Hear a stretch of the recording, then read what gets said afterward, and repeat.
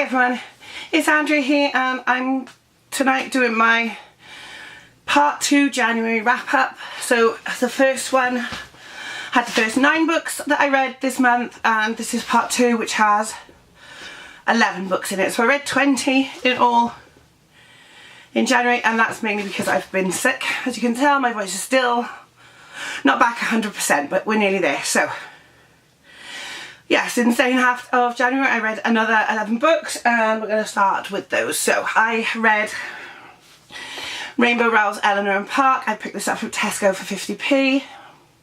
I really enjoyed this. I think I read it in one sitting. It was just a nice easy read, obviously about the new girl in town who isn't popular, and then she meets one of the boys who is, and they fall in love, and it's just a really nice story about that young love. I actually really enjoyed this book. It's definitely worth reading if you like Rainbow Rowell. It did remind me of what it was like to be young, and the first time you fell in love was quite sweet. Then I also read The Beatles, the stories behind the songs, 1962 to 1966 by Steve Turner. This book was sent to me free by Carlton Books, so thank you Carlton Books for sending this to me. And basically it's all the songs that the Beatles wrote during the first half of their career, or recorded the first half of their career. So famous ones like Yesterday and Hard Day's Night, From Me to You, In My Life.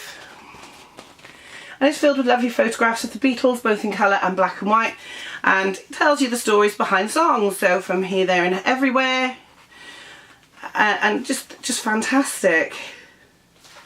So yeah, so it's really nicely illustrated. I really enjoyed this, and now I do want to pick up the second edition, which does 67 to 70, which would be another really good one. Then of course there was Bourbon Creams and Tattered Dreams by Mary Gibson. This was sent to me free by Head of Seas Publishing for a free and honest review. I have recorded a review of this book, so I'll link it down below. I'm not going to talk about a lot about this, but I really loved this book. But like I said, I would recommend this if you like your historical fiction. Another one I was sent free by Carlton Books for reading was Peter Benchley's Jaws. This is a lovely hardback produced by Andre Dutch Books, and I love the cover. You've got the shark with the mouth, and then you've got a beach in it. So this is actually quite different from the film. There's a lot more in it. There's a lot more in-depth stories and personal information than there is in the film. Both are brilliant. I love the film. It's one of the better book to film adaptations, but the book is also really good. I also read one of the big booktube hits of last year, which is The Girls by Emma Cline. This was a £5 in Tesco, so that's why I picked it up. And like the cover of this one, this edition, is almost like a colour photograph where too much light's got through, so it's sort of like overexposed it in a place, and that's what this book was like for me. When I was reading it, I could see the images of what the girl was telling us, the main storyteller, but it was through this sort of overexposed image. And I thought it was a very clever book, because when she was with her friend and she was being a normal teenage girl, I wanted her to be with the girls. When she was at the ranch and with the girls, I wanted her to go home and be a normal girl. So it was very clever. I really enjoyed that one as well. Another one that was sent to me free was Angel Faces by Scott Vincent. This was, I have to check who this was sent by because it's been a while. This is Matador, so it was sent to me by the Troubadour Publishing. Matador's an imprint of them. So this is Scott Vincent's Angel Faces. This again was a really good book. It was slow to get going, but when it got going, it was absolutely brilliant.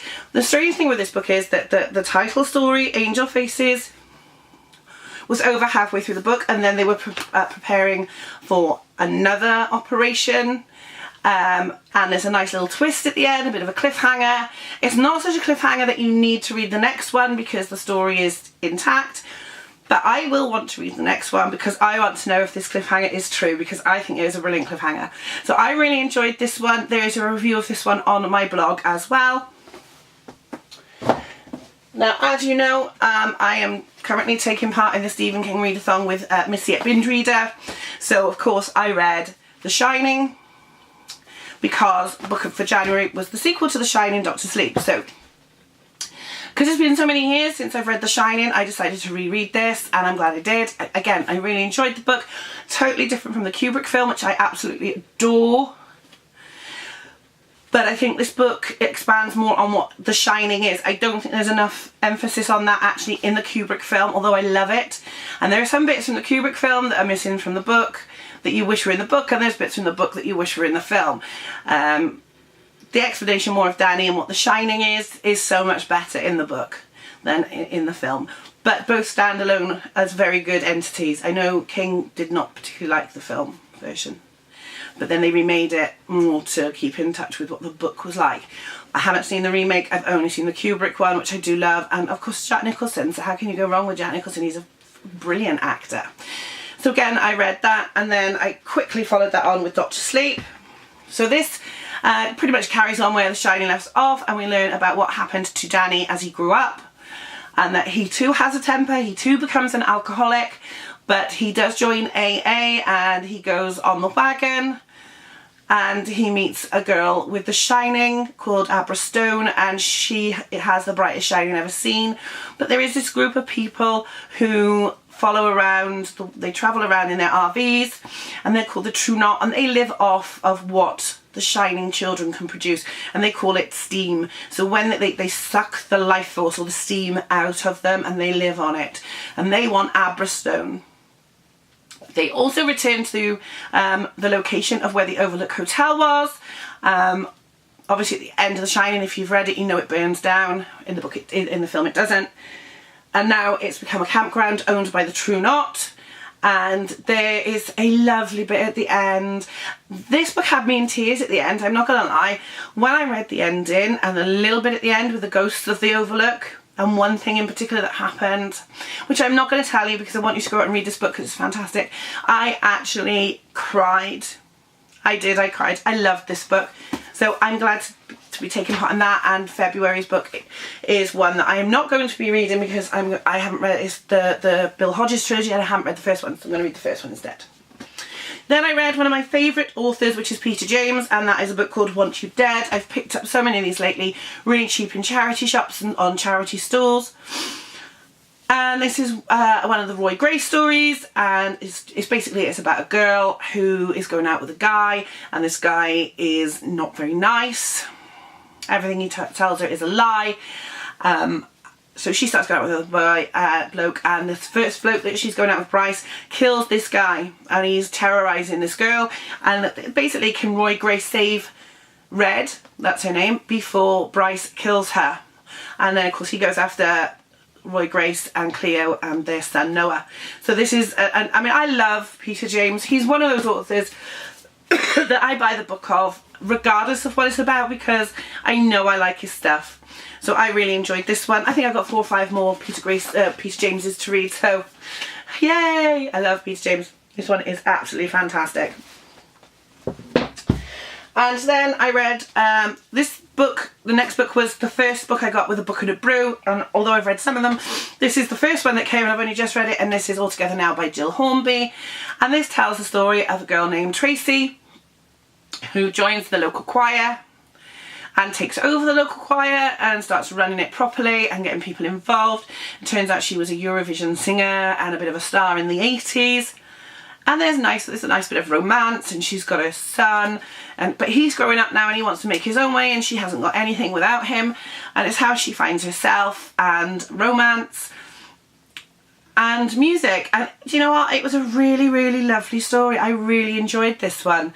Considering I've had 5 Book and a Brews, or is it 6? 6 now. This is the one I've liked the most. The other 3 that I've read were alright. I mean, the Glasgow Coma Scale was my least favourite of the other 3. Then Raw Blood and the Cats, 2 AM at the Cat's Pajamas were okay. But this one's definitely the one I've enjoyed the most so far. So because I enjoyed this one, I haven't cancelled my Brook and a Brew. I'm still going to get that for a while. And finally, I finally finished a book that I pulled out of my TBR jar back in November last year, which is Under the Rainbow by John Carlyle, an intimate memoir of Judy Garland, Rock Hudson and my life in old Hollywood. Lovely picture of himself and Judy Garland on the cover. This is a bit of an odd one. It took me a while to get through this. The first half of the book, which tells of his youth and his childhood, I didn't find particularly fascinating. It's only when he moved to Hollywood that it really got interesting. And the strange thing is that after the Garland section, I thought I wouldn't enjoy it because I bought it because I wanted to know more about his relationship with Judy Garland. I actually found that after the Judy Garland thing, it really kept me hooked, and I was more interested in his later years than in his early life. His later years were really fascinating. So I think I gave this 2 or 3 stars. It was an alright read. I mean, I think I only got it for, I think I got it for a penny or something off of Amazon, off the marketplace. But I'm glad I read it. It was really, really enjoyable. So those are the 11 books I read in the second half of January. We are now into February, and I've lost my TBR jar. No, here it is. And I've already read a few books, and I've bought a few books because I'm bad. But because we finished Under the Rainbow, we can now pick another one from the TBR jar. Now, just to say that all the books we've picked from the TBR jar so far have been non-fiction. So, is it going to be the same this time? I'm going to try and read this one this month as well if I can. I'm going to try and get it done. So, I've got a yellow. Let me put the jar back. I actually dread this in case it's something like Rome by Emile Zola or The Brothers Doiters. Oh, and this is a short one called Bristol in the 1950s.